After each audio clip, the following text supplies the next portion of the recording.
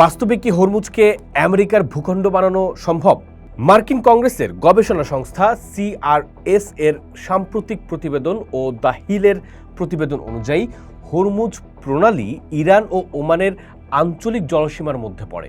এদিকে মার্কিন সংবিধান বিশেষজ্ঞ ব্রুস ফেইন স্পষ্ট করে বলেছেন, প্রেসিডেন্টের একতরফা ঘোষণায় কোনো অঞ্চলের সার্বভৌমত্ব পরিবর্তন হয় না।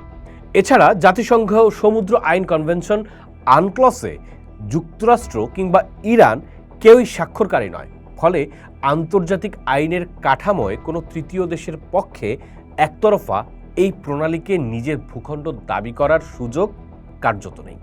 পাশাপাশি জাতিসংঘ নিরাপত্তা পরিষদের 1273 এবং 2171 নম্বর রেজলিউশন অনুযায়ী কোনো সার্বভৌম দেশের ভৌগোলিক সীমা বা আন্তর্জাতিক প্রণালীকে অন্য কোনো দেশ নিজেদের ঘোষণা করতে পারে না।